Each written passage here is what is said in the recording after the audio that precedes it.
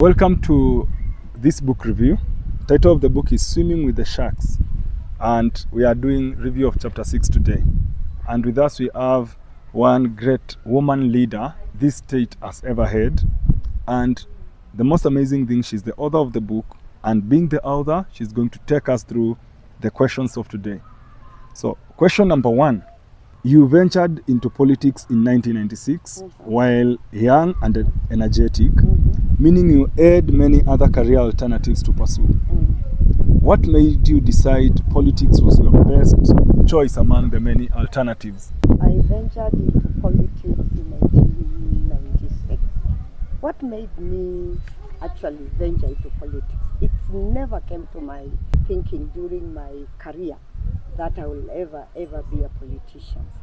But then working with grassroots groups, working with women, working with youth, working with the pastoralists among Gabras, Erendiles, Trukanas, I just realized that the marginalization of people in this country is based in, for example, in the laws that we have, in the policies that we have, in the structures that we have.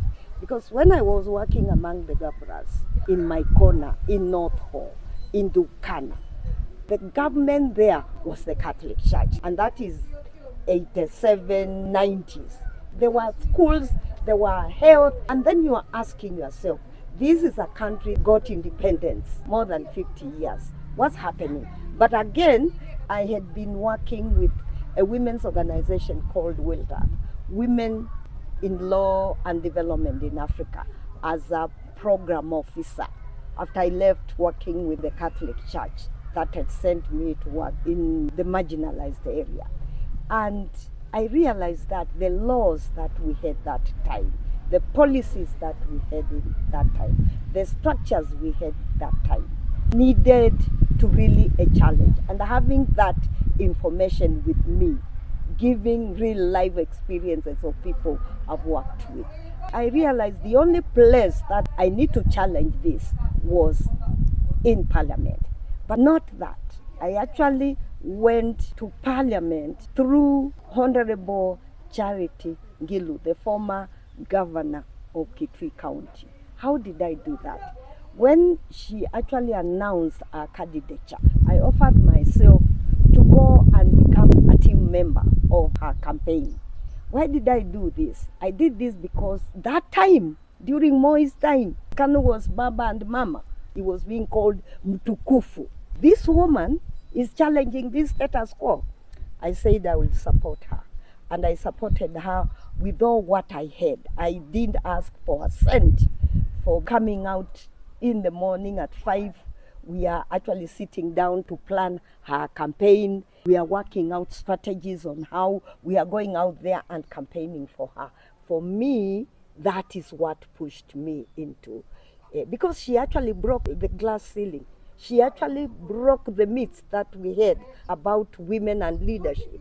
So I said there, if this woman, it is the middle of the campaign of Masani and Ngilu, I decided, even me, I have been challenged, and I will come to Kaiti constituency and I will vie for a seat. So it was during that time. It wasn't something that I had planned.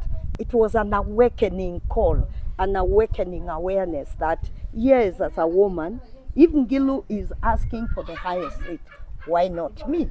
So I didn't have money. That time, money was not an issue in campaigns, but today, you've got to have what it takes.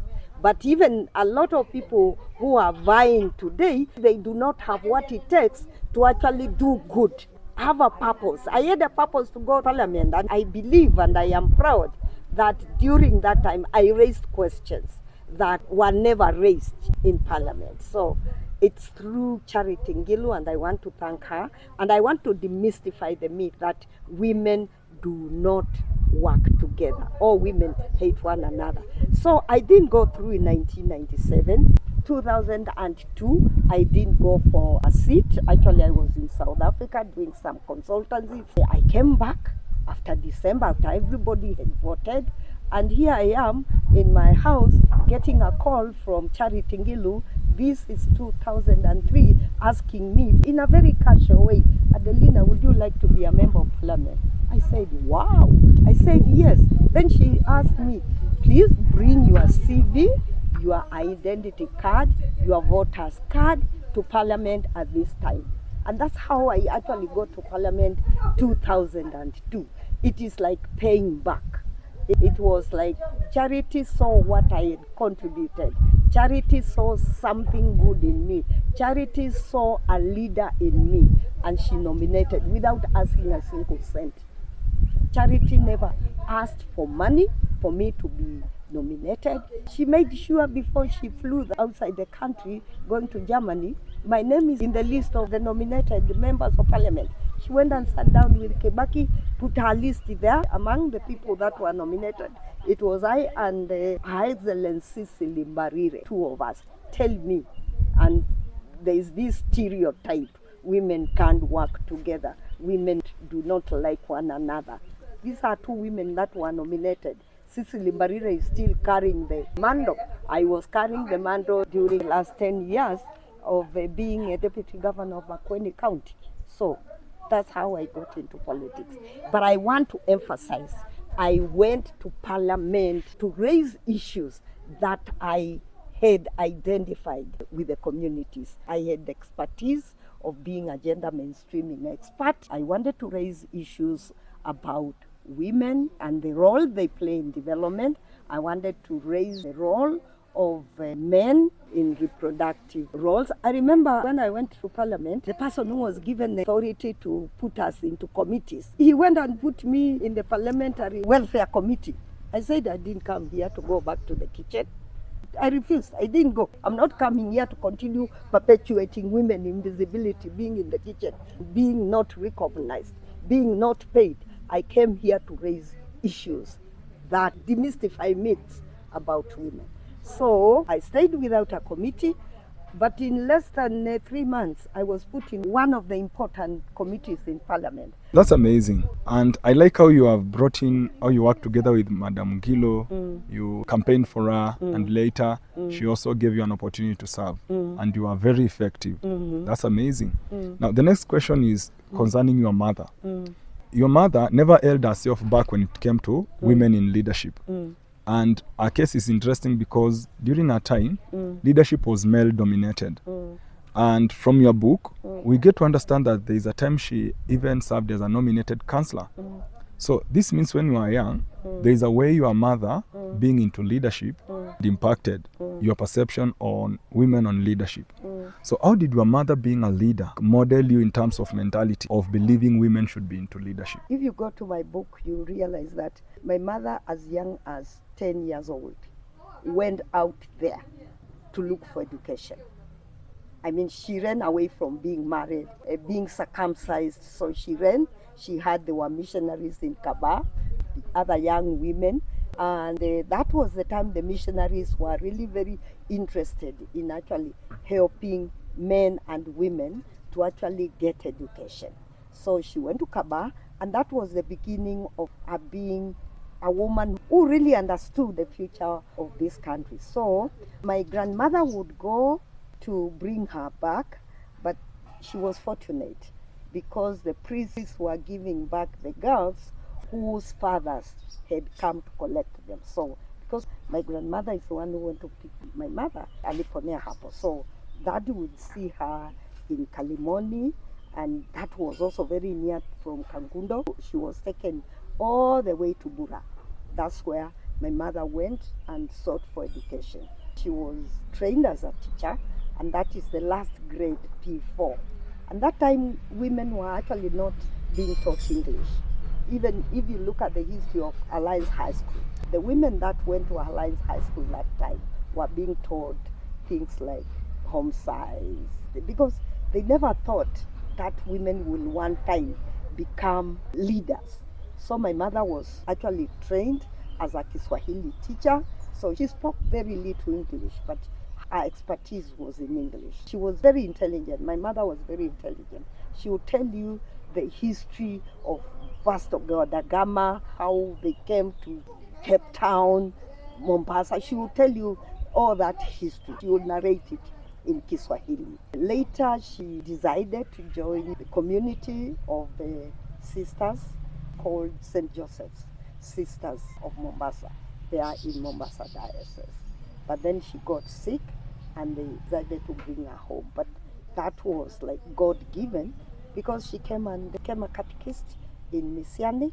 Later, with a priest, they started the Misiani Primary School, which was under a tree, which is now the secondary school for girls. Wow. And then that's where my mother met my father, who had the same history. Ran away from Nairobi when he found he was being mistreated because he didn't know how to read and write. He would go to a night class, the adult education, and then he realized, no, I can't be treated this way. So again, he ran away from Nairobi, 100 kilometers from Nairobi to Kabaa. Then later, finished Kabaa, went to Kagumo Teachers College and became a teacher. And then taught in different places. He came to Kangundo, met my mother. But my mother was a visionary woman, thoughtful woman. She actually was born before her time, because in 1994, she wrote her will. And that was the time women were not owning property. And she said, all my children are equal. Therefore, my girls, whether married or not married, they will inherit. That is 1994, before the Constitution, which is the 2010 Constitution. So now started to see women as people. But my mother at that time, 1994, went to one of the biggest farms to really write her will. And that's why all her 5 daughters are educated. She never sat down with the men, sat down with the clan. But then when her girls were getting married, and she said, me, I have educated my girls, so I am not selling my girls. You come, we celebrate, and just go. Because I'm not going to make my girls feel they cannot come back. Therefore, you can see that kind of thinking in the 80s, in the 90s. And so that's how she actually also saw the need for women's leadership.